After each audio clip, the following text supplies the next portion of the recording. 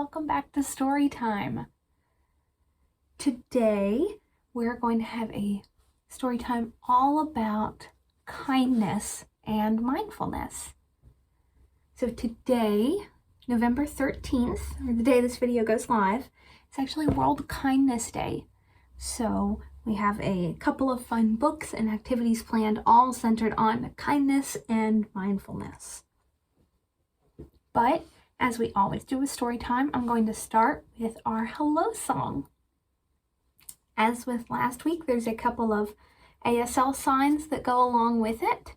And I'll give you a brief rundown of those first, and then we will sing our hello song. So the first sign that we learn is hello. You take 2 fingers and you salute off of your forehead. Hello. The next sign we learn is friends, which you take both of your index fingers and you kind of curl them together and you hook them together both ways. This is friends. Next sign we learn is time, which you point to your watch. I'm not wearing a watch today, but we'll just pretend we're wearing a watch. And so, time. The next and last sign we learn in this song is say, which you take your index finger and you point it towards your mouth and point it away. Say. Good job. Let's put that all together with our hello song to start our time at Storytime today. Hello, friends. Hello, friends. Hello, friends. It's time to say hello. Awesome! Did you learn all those signs? We'll do it every single week so you'll have a chance to learn them and know them really well. So, as I mentioned earlier, today we're going to talk about love and friendship and kindness and mindfulness. Can you think of a few ways that you can be kind? Here's a few that I think of. I think of being kind to yourself. And that can be in the way of mindfulness or just saying really nice things about yourself and thinking positively. You can also be kind to others, right? Be kind to your classmates or kind to your siblings if you have any brothers or sisters or any other siblings. Or being kind to animals and nature. You be kind to our pets and animals out in nature, and we be kind to nature by picking up our garbage and taking care of the earth. So the first story that we're going to jump into is a book on kindness, and it is The Last Stop on Market Street. And this is by Matt De La Pena. This is one of my favorite books, and this was actually given to us by Dolly Parton's Imagination Library, which is a really great resource to get books for young readers. So here's the dedication page, but we start with this really pretty and colorful city scene.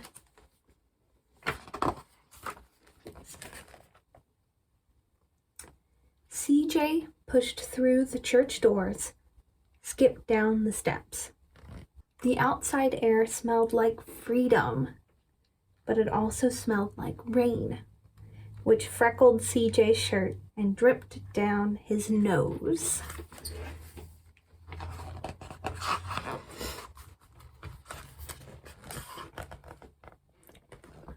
He ducked under his Nana's umbrella, saying, "How come we gotta wait for the bus in all this wet?"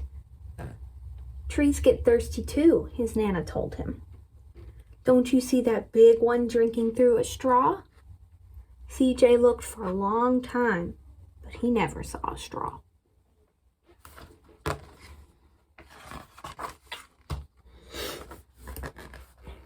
From the bus stop, he watched water pool on flower petals, watched rain patter against the windshield of a nearby car.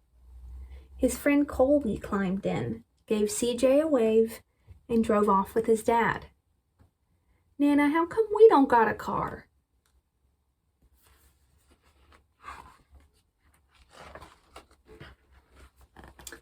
The bus creaked to a stop in front of them.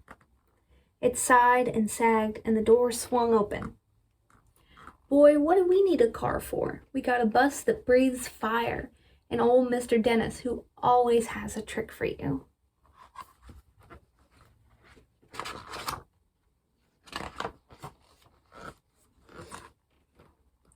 "What's that I see?" Mr. Dennis asked. He pulled a coin from behind CJ's ear, placed it in his palm. Nana laughed her deep laugh and pushed CJ along. They sat right up front. The man across the way was tuning a guitar. The old woman with curlers had butterflies in a jar. Nana gave everyone a great big smile and a good afternoon. She made sure CJ did the same. The bus lurched forward and stopped. Lurched forward and stopped. Nana hummed as she knit. "How come we always gotta go here after church?" CJ said. "Miguel and Colby never have to go anywhere." "I feel sorry for those boys," she told him. "They never get a chance to meet Bobo or the sunglass man. And I hear Trixie got herself a brand new hat." CJ stared out the window, feeling sorry for himself. He watched his cars zip by on either side, watched a group of boys hop curbs on bikes.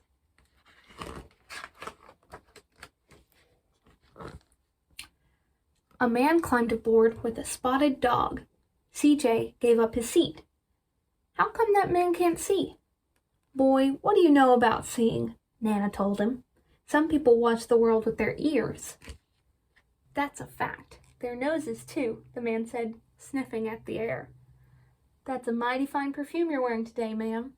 Nana squeezed the man's hand and laughed her deep laugh. Two older boys got on next. CJ watched as they moved on by and stood in back. "Sure wish I had one of those," he said. Nana set down her knitting. "What for? You got the real live thing sitting across from you. Why don't you ask the man if he'll play us a song?" CJ didn't have to. The guitar player was already plucking strings and beginning to sing. "To feel the magic of music," the blind man whispered. "I like to close my eyes." Nana closed hers too. So did CJ and the spotted dog. And in the darkness, the rhythm lifted CJ out of the bus, out of the busy city. He saw sunset colors swirling over crashing waves, saw a family of hawks slicing through the sky, saw the old woman's butterflies dancing free in the light of the moon. CJ's chest grew full and he was lost in the sound, and the sound gave him the feeling of magic.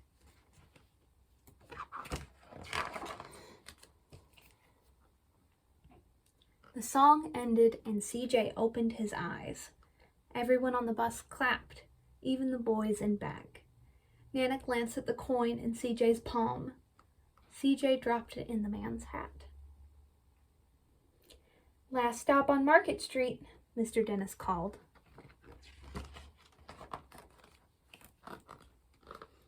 CJ looked around as he stepped off the bus. Crumbling sidewalks and broken down doors, graffiti-tagged windows and boarded-up stores. He reached for his Nana's hand. "How come it's always so dirty over here?" She smiled and pointed to the sky. "Sometimes, when you're surrounded by dirt, CJ, you're a better witness for what's beautiful." CJ saw the perfect rainbow arching over their soup kitchen. He wondered how his Nana always found beautiful where he never even thought to look.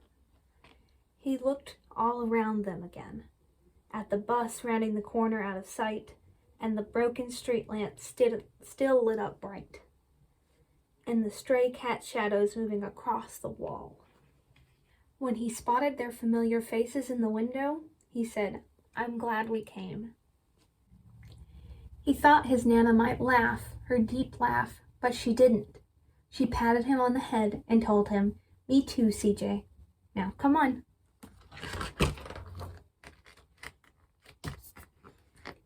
And that's it. That was the last stop on Market Street by Matt De La Pena. I really love that story. It's so many different lively characters that you can meet. And this one takes place in a city. But there are so many different people that you can meet even in a little rural place like where we live. All right. I have a fun little poem for us next. And this one is by Laura Jaworski. And it goes something like this.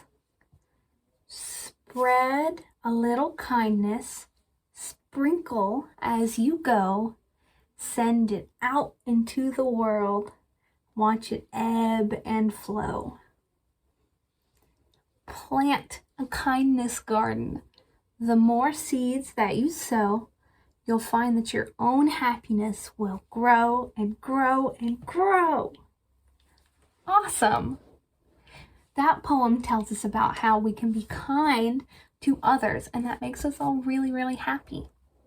I hope that you can find a way to be kind to others today and watch your own happiness grow. All right, friends. Now I have a fun little action song to do with you all. This is a super fun song to do. It's got all those fun nonsense words that we love so much in Storytime. And it's almost kind of like a tongue twister too, so it helps with the development of some of those hard to form words and sounds. So it's called Skinamarink. And some of you might know this from some great YouTube channels, but we're going to do this together. It's got a couple of fun movements with it, so we'll do it slow and then we'll do it one more time. So it goes, Skinamarink-a-dink-a-dink, Skinamarink-a-doo, I love you. I love you in the morning and in the afternoon. I love you in the evening and underneath the moon. Oh, Skinamarink-a-dink-a-dink, Skinamarink-a-doo, I love you. Awesome job. Let's do that one more time so we know the song super well. Skinamarink-a-dink-a-dink, Skinamarink-a-doo, I love you. I love you in the morning and in the afternoon. I love you in the evening and underneath the moon. Oh, Skinamarink-a-dink-a-dink, Skinamarink-a-doo, I love you. Awesome job, everybody. Great job on that song, everybody. Now let's jump into our second book. And this one is I Am Peace, a Book of Mindfulness by Susan Verde.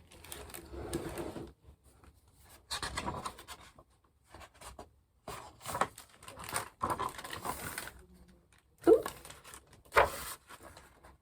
There are times when I worry about what might happen next and what happened before.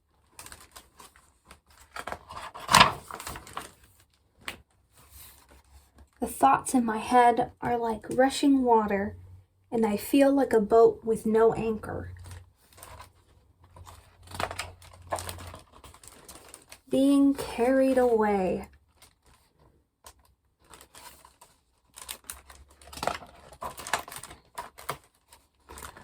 I give myself a moment.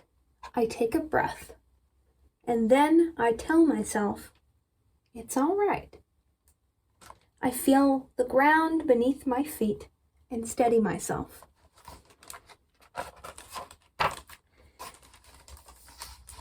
And start to notice the here and the now. My thoughts begin to settle. My mind begins to clear. I am peace.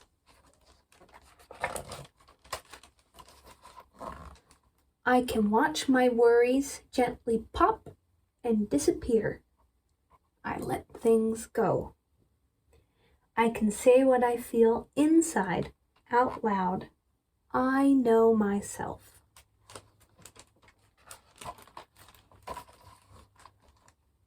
I can share kindness with others.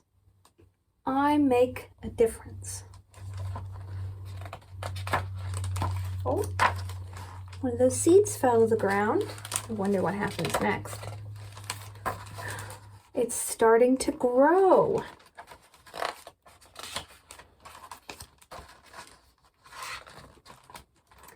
I can hug a tree and thank it for its beauty and strength. I connect to nature. I can watch the clouds make shapes against the sky. I know wonder. I can taste and smell and touch and hear and see what is all around me. I use my senses. I can feel my breath fill my whole body. Can we all take a deep breath together?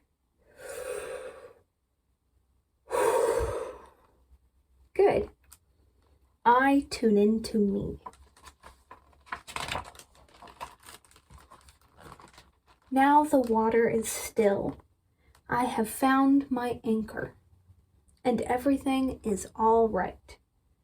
I don't need to worry about before or after. I am in this moment. I am peace.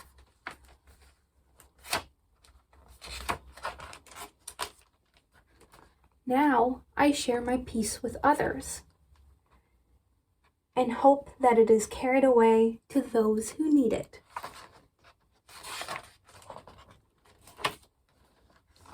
And I dream we are peace.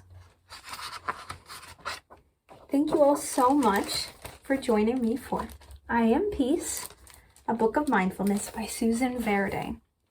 I really love this book. Its slow pacing and its beautiful illustrations really help you just calm down and become peace. And if you are interested in this book, we have it available at the Jonesboro Public Library. And in the back here, it's actually a guided meditation that caregivers can follow with their little ones to take a moment to ground themselves and get a little more peace.